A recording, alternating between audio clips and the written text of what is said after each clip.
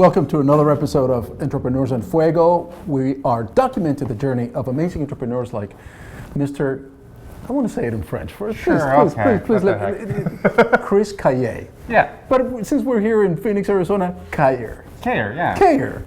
Or if you're in Ecuador, South America, Cayer. Yeah. There we go. Boom. We're documenting. I'm sure there are a bunch that are down there somewhere.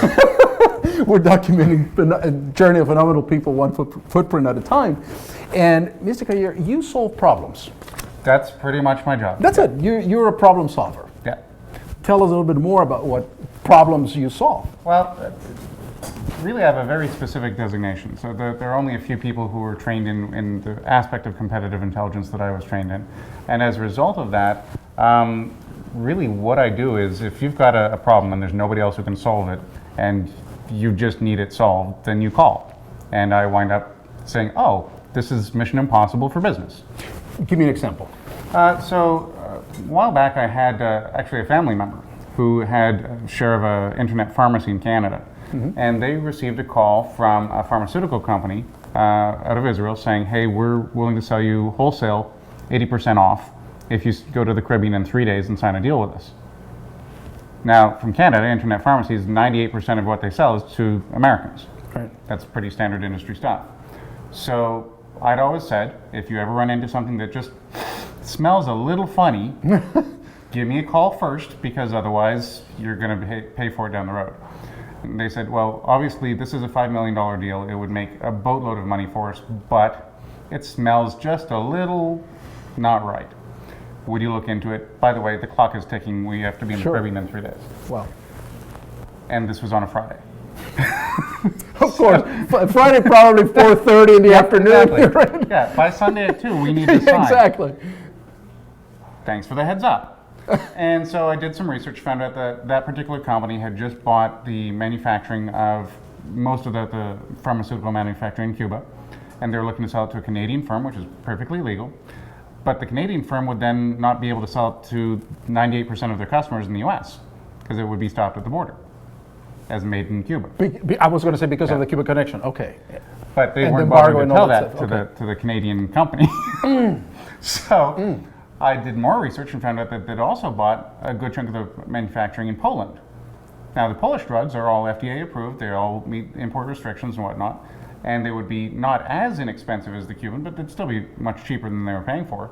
So I suggested that they make that deal instead at a reduced rate, and everybody would be happy. So that's the deal they did. You solve problems, you find out what's going on, you find out what's wrong, and you provide them with a solution. Yeah. And you saved them, well, you made them a lot of money, but you saved them a lot of money as well. Yeah, well, it saved them from catastrophe. $5 million out the door for merchandise you can't sell. Jeez. Okay, so how long have you been doing this? Since 1992. Have there been a problem that you haven't been able to solve? Oh yeah, I'm batting about 76% success rate. That's pretty good. That's pretty damn good. For Mission Impossible stuff. Yeah, for Mission Impossible stuff. So you're kind of the Mission Impossible guy. People that have unsolvable problems, they call you. If they know about me. If not, then, and that's most of the time, because oddly enough, most business leaders don't want to admit that they have a problem they can't solve. That there's some sort of pride or something that blocks. I was going to say, is that because of pride, ego, or what other? Combination of the above. They're in this sense of unmentored entrepreneurship, where they expect they have to be that leader, that go-to person. And even Henry Ford, that's not the way he did it. He said, yeah, I make the decisions, but I'm not the guy who designs the car. I'm the guy who hires the engineer who designs the car. And when I have an engineering problem, I call the engineer. Business doesn't seem to think that way anymore. They seem to think that they need to be the answer provider of everything. It's your ability then to be able to synthesize a very complex problem into workable parts or workable understanding that you can break it down and find a solution. And I really, as silly as it may sound, it's a lot like Lego. Really. And Einstein did exactly the same thing with physics.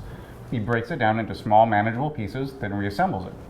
Well, that's all I do for business. So I'll give you an example. When I moved to Arizona, I'm dual citizen Canada-US by birth.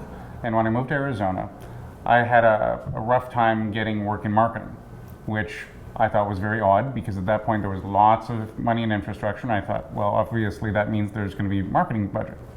And Arizona's just not built like that. Most of our marketing comes from outside the state. It's not really done locally. So that was a problem. And I wound up working for other companies in a non-marketing field to try and kind of make ends meet while getting my feet on the ground locally. And my wife said, oh, start another business. And I'm like, No, honey. if I can't get people to hire me, how am I going to get them to buy from me? Oh, all right. Yes, okay. And she was my girlfriend at the time, now my wife. So I started the business. My first client was Guerrilla Marketing. And so I ghostwrote a whole bunch of books for them. And these are top name speakers. They're really experts in their stuff. And they reviewed everything and made sure I was right on with the facts and stuff. But these were well-written, well-documented books that nobody bought. And I'm like, well, why did they pay us to write a book if nobody's buying them? Right. Oh, we didn't care, said the customers. We wanted it as the $5 business card so that we'd get speaking gigs. Okay, but that's a good book. Why is nobody reading the book I spent so much time working on? Right. Oh, it's because publishers get paid by the authors for the most part. So they don't care whether the book sells or not. Bookstores get paid to have the other books on the shelves. They don't get paid to sell the books. So it's not their job to sell books either. So it's not the publisher, it's not the bookstore. That means it's the author's job. But wait, the author is the expert in whatever they're the expert in. No one told them they had to sell a book to 1 million people. They don't have that expertise. So I started doing research, and I found that for every business and professional development book, the average number of copies sold is 248 copies in its entire lifespan. Most of that are to friends, family, and people. 248,000 or 248? No. 248. Flat. Done. Oh my. Most of that's friends, family, and people whose arms you twist.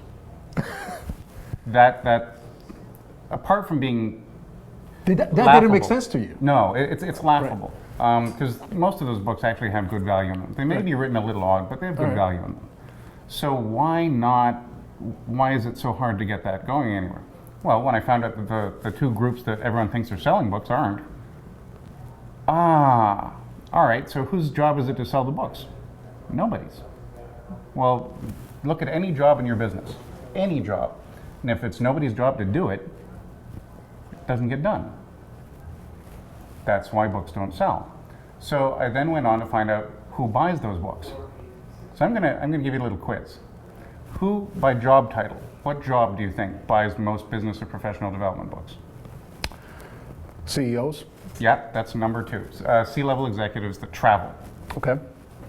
What are the other 2?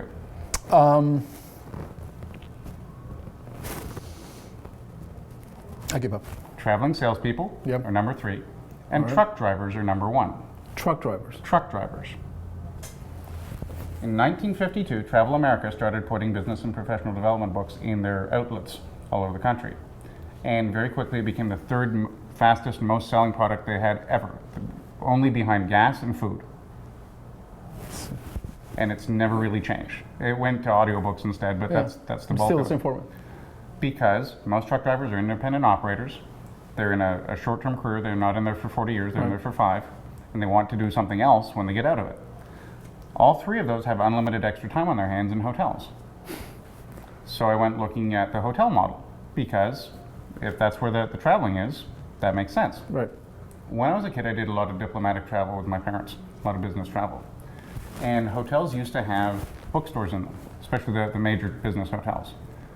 But they all more or less went out of fashion. You don't see them very much anymore. So I called up some people who'd managed them before to say why. Why didn't that work? The answer was because they only carried fiction books. And nobody could agree on what books to buy, so they had a lot of inventory there that didn't move. Fast forward, Conrad Hilton, Bill Marriott both have their biographies that have been in their rooms for forever, and they've done very, very well. People love them. Their biggest complaint is they didn't replace them with anything else. Interesting. So we're doing pilot projects to put books in business hotels all over the world so that people can get them just as an include in the room. And that gives us an opportunity now to sell millions of copies of books. Of course. And produce a different model altogether for authors to make money on a recurring basis. From 224 books to millions of books. Yeah. what is your biggest problem that Yeah. you haven't been able to solve? It's an odd thing that the outsider's view of America is a lot like the insider's view of America, where it's all entrepreneurship, it's all this, the reaching for your dreams and all that kind of stuff. The reality has changed so dramatically that it's hard for people to grasp. It's brutally hard for people to grasp. So, business funding, for example. I spent several years now working on developing an expertise in where to go to get money. And because our business has, let's just face it, it's got weird revenue streams, Right. not traditional revenue cycles. Most credit and investment models don't work for us. So we added an extended recruiting field to our team this past fall, and now we're getting some credit hopefully today or Monday that'll allow us more cash flow. But otherwise we have these big companies or little companies and they have these long extended pay cycles, and we're sitting there going, I'll give you a great example. In the last 5 years, I have never been paid in December before December 24th at 4 p.m. I've never gotten a check before 4 p.m. on December 24th in the month of December in the last 5 years. And that is because People they're just peculiar with their money, especially in December, and most of it has to do with the psychology of where they are as an employee. The business owners are doing their own thing, but there's so few of them now, it's ridiculous. In 1954, there were 54.7% of Americans employed Americans had the vast majority of their family income from either self-employment or by owning a business. 54.7%. In 1982, that number was down to 32%. In 2012, that number was somewhere north of 15%. 2014 in February, that was 7.2%, and Kauffman Foundation in November released a report that showed it had dropped down to 6%. So in less time than most of the things that we're familiar with, right.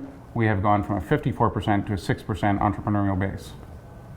Now, if you just take a look at the drop last year from 7.2 to 6, Right. you equate that to the world's population, right? So 7.2% would be the total world's population, Sure. 6% is the other end. It'd be like a meteor hitting the Earth and killing 1.2 billion people. It's the equivalent of an extinction rate event. And there's no discussion of that at all. That's pretty For the amazing. first time in history, 3 years ago, 51% of the employment in America came from 18,000 companies. That's an amazing figure. First time ever. We've never had it like that before. You know, the saddest part about this program is we only have about 10 to 15 minutes. But you're telling some fascinating figures, some fascinating stories, and very quickly to wrap up, the best advice that you can give an entrepreneur. My family has a relatively new motto, and the motto is relentlessly intelligent effort. Relentlessly Intelligent effort. With all the kicks in the head that we've had and every entrepreneur gets, Yep. it's the ability to get back up, come up with a smarter way, and work your butt off on that smarter way every single time. Never give up. Yeah. And with that, Chris, my man, you got so many stories to tell. And by the way, you had known this place, the Office Pal, way back when Yeah. 6, 7, 8, probably Yeah. more, a lot more. So it's changed a little bit. A lot, and much nicer, much more friendly environment. Thank you so much, man. With that, I appreciate it. And with that, we're out.